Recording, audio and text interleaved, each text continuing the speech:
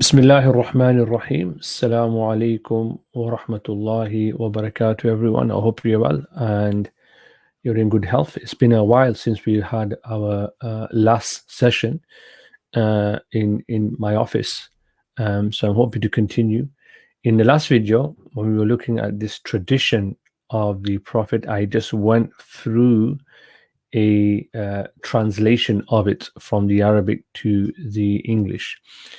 What I want to do in this video is to just ever so gently go through some of the details that might be useful for us in terms of this hadith, which is mentioned in the collection of Imam al-Bukhari, very famous scholar, very famous for his collection of hadith. So, the first question we need to ask in the detail is, when was it that the Prophet Muhammad, peace be upon him, received revelation? Now, most scholars agree that his revelation began on the day of Monday. So they've agreed on that. In terms of the particular month, there is some discussion among these Islam in terms of the month in which he received revelation. So one scholar, whose name is Abdul Bar, Ibn Abdul Bar, he says that the Prophet began receiving revelation in the month of Rabi'ul Awwal, exactly 40 years from when he was born, on the 8th of this month.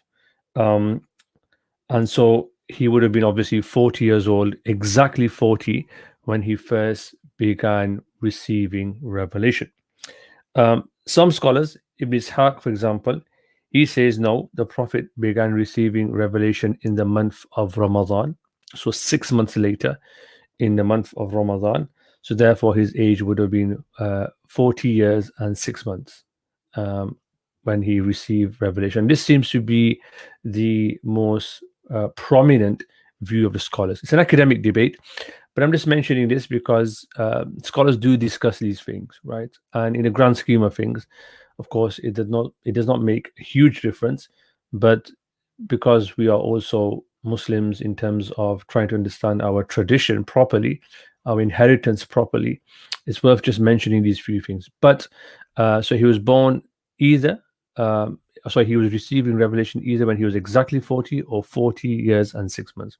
Now, one way of reconciling this is very, very easy, and some scholars have done this, is that they say that when he reached the year 40, age of 40, exactly in Rabiul Awwal, in the month of Rabiul Awwal, he began to see dreams, ru'ya salihah, true dreams, if you like. And then when he reached the age of 40 years and 6 months in the month of Ramadan, an important sacred month for Muslims in the month of Ramadan, revelation itself began to descend upon the Prophet, peace be upon him. Now, I've mentioned this thing about the Prophet seeing good dreams, and it's mentioned here in the hadith as well. Ar-ru'ya as-salihah, which is translated here as good dreams. So the Prophet would see good dreams before he actually received revelation. Now, I don't want to go too much into metaphysics, into detail, but I'm just going to mention one or two things just to help you understand how it all works together in the Islamic worldview as well. Now, the dreams that the Prophet would have seen are from what's called the alam misal. This is called the world of images. This is something that many scholars will talk about and have talked about. So he would see things in his dream, and this is another world, sort of intermediary world between this world and another world that we move on to once we leave this world. And he would see images in that place, like we see things in our dreams as well. Now, this world that we live in, it's called alam nasut, because this is a material world. We live in a material world. All we can see is what's apparent to us, right? So we live in a material world. But there's a world that's above this, like I said, which is called the world of images or the world of forms. In fact, you can keep on going as you ascend, and there's a formless world. There's a world where it's beyond material, it's beyond images, and then you ascend these different levels as well. And so you get to the dunya. This is this world, which is the material world, materialist. That's where you get materialism from.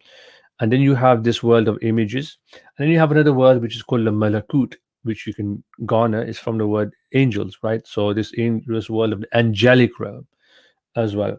And then you have above that, for example, another world called the Jabarut, which is the divine presence. So you have these levels that you work up from this world, and people who only understand this world and only believe in this world won't be able to appreciate all of this. But we can fathom that there are other worlds that are different, world of images, worlds that don't have forms, that aren't material, right? And then you reach a world which is the defined presence as well. So this is just something I'm mentioning, just so you get an idea that there are these different worlds as well. Um, so the prophet received or was receiving or was seeing for 6 months dreams, certain types of dreams, good dreams, right? And this is mentioned in the tradition of the Prophet, peace be upon him, in various places as well. Then it says that whenever he would see these dreams, and it mentions here in the hadith, فَكَانَ لَا يَرَى رُؤْيًا إِلَّا جَاءَتْ مِثْلَ فَلَقَ الصُّبْحِ, that he would see good dreams which would actually come true. They would transpire. So he would see these things in the world of images above, and they would actually transpire. They would become enacted in this world, right? And the analogy that's given, it's like true daylight, bright daylight, as in it's clear. Some scholars, very interesting, also say that this also points to something very subtle, which is that compared to other prophets, Jesus, peace be upon him, Moses, peace be upon him, all of these prophets upon whom God's peace and salutations must be upon them, they say that they were like stars, they were like the moon compared to the light of the Prophet Muhammad, peace be upon him as well. So this is another sort of subtle point some of the scholars also mentioned as well. Just for those of you who are interested in Arabic, the Arabic language, um, the text here says that ja'at mithla falaq as-subh. There's actually text that comes within to complete the sentence, which some scholars would say illa ja'at maji'an mithla falaq as-subh, right? Like this broad, very bright daylight which would transpire for the prophet. Like he would see something in his dream, he would wake up in the morning and he would see it happen before him. So true dreams. These were dreams that he was seeing. He was seeing things in his dreams, and they were in the world of images, this world above, and they would transpire as he has seen in this world, right? And this is how the prophet began. These were the initial stages of preparing the prophet to receive revelation. Then the tradition says ثم حبب إليه الخلاء. Then the prophet yearned and desired khala from the word khali, if you like, which means emptiness, but here it means seclusion. So the prophet would it became beloved to him because of the nature of the verb here, hubbiba, which is a verb which is majhul, right? So because of that, the scholars say it wasn't something from himself, but it was something that God inspired in him. So it was from external from him because of the nature of the verb here, hubbiba ilayhi al-khala, that it became seclusion, became beloved to him, or it was made beloved to him, right? So he says here in translation, love of seclusion was bestowed upon, which is accurate translation, even though sometimes I have problem with this website when it doesn't translate things accurately. But here you can get the idea that, so here God's also telling us, the prophet's telling us through this tradition, and Imam Bukhari is telling us that it's a gift from God when a person prefers seclusion, right? And it's a gift that's divinely given to certain people.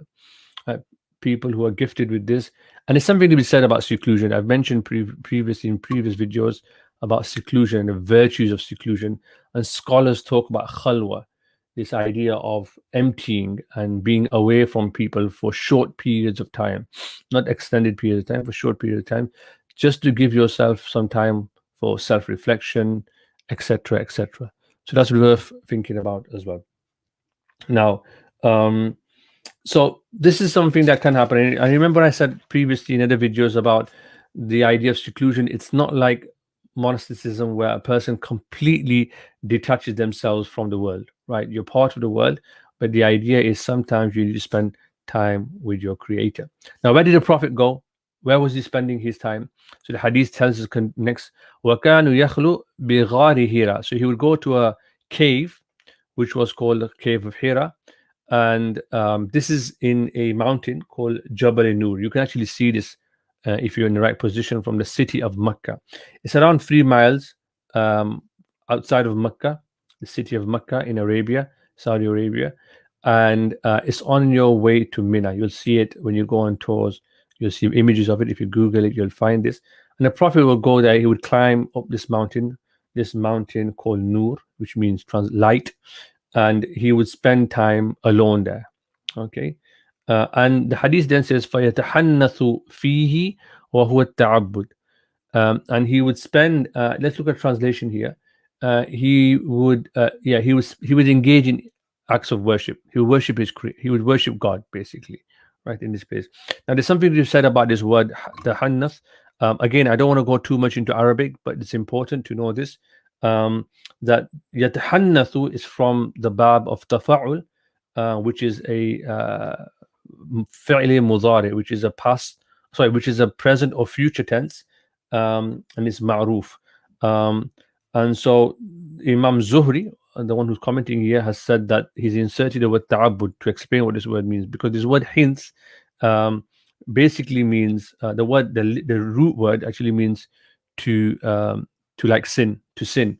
But when it's used in this particular form, for yatahannath, it actually means to stay away from sin, right? So the Prophet, peace be upon him, stayed away from sins. He never disobeyed God, basically. He was on the primordial nature of human beings, the fitrah. He was following the way of Abraham, peace be upon him, which is monotheism, right? And he stayed away from any form of disobedience of God or his creator. And so what would he do this? What would he be doing there? Well, the scholars, we don't know what the Prophet exactly did, but scholars do mention that we can broadly say, because he was following the way of his great grandfather Abraham, peace be upon Ibrahim, he would be worshipping in the way that his father, which is this idea of monotheism. And this is what seems to be the preferred opinion of these scholars as well, right? The Abrahamic, the Ishmaelite method of worshipping God as well. Now, whatever that might be, in certain books it does mention والمختار عندنا أنه كان يعمل بما ظهر له من الكشف الصادق من شريعة إبراهيم وغيره. So he would be following the ways of Ibrahim, whatever was unveiled or whatever was inspired to him from the ways of Abraham or Ishmael. Now, it doesn't make a difference in the grand scheme of things, right? But scholars talk about these things. And one of the things about Islamic intellectual tradition is that they are open to multiple interpretations, right? Because God hasn't told us here definitively that this is what the Prophet did. And it's not important, because if it was important, then God would have told us, right? Because if God doesn't tell us, then one could say, well, on the day of judgment, when we stand before him, we could say, well, you never told us. So things that, and then so we can't be held accountable. So God has not told us, and this is something that the scholars debate about and discuss, but it's not something that you need to kill yourself over, right? We don't know. You can give different opinions. They might, as long as they're all reasoned out well, they're all valid reasons. But we don't know what he did. But we know that he was worshiping his God, Allah, in some way, shape, or form, right? And that's all we need to know as well. And in the hadith says, certain nights he would spend there. Then he would spend some nights there, and then he would come back to his family. I'll talk about his wife Khadija, may Allah be pleased with her, in the next video. But for now, he would go back to his wife after a few days. Again, this point I'm making, that he wouldn't spend prolonged time away from his family, right? Go there for a short period of time and come back to the world, come back to his family, and whatever needs they had, he would fulfill those needs as well, right? And this also makes an important point here as well, that whenever he would come back, he would then prepare his provisions to go back. So there's an important point here which comes in theology or in Aqidah, which is that to make preparations, to take precautions, to prepare for things does not go against trusting God, right? So, this will take a very simple, mundane, secular example, right? You fuel your car, you check your tires, you check your oil, all of these things.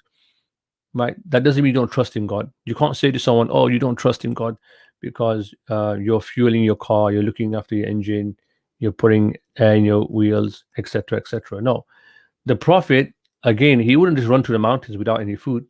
He would take provisions, he would prepare, and then he would go out into the mountains, right? So this is something to bear in mind as well. And then what happened was, one day he was getting ready to leave.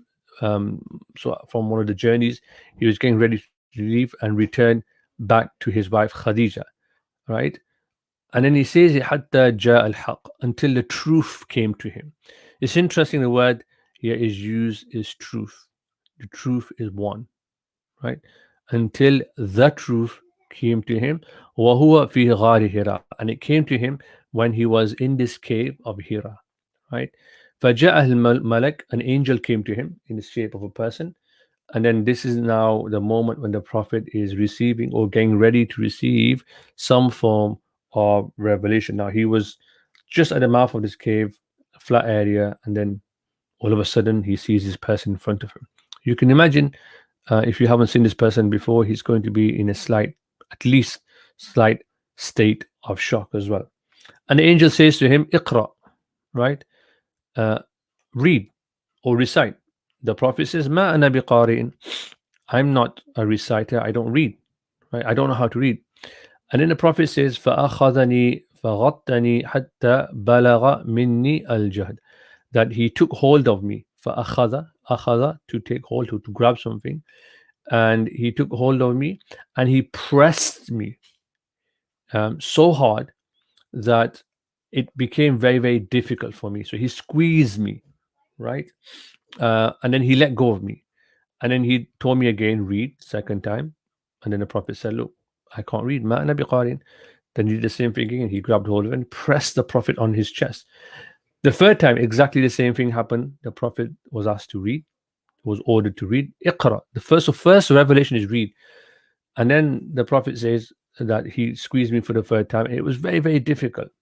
There's a few things that we can reflect upon the many things here. Is that Islam is an intellectual tradition. It's all about reading. It's all about knowledge. I mean, the first thing that was revealed from the Quran, in the Quran, was knowledge. This idea of knowledge about reading, right?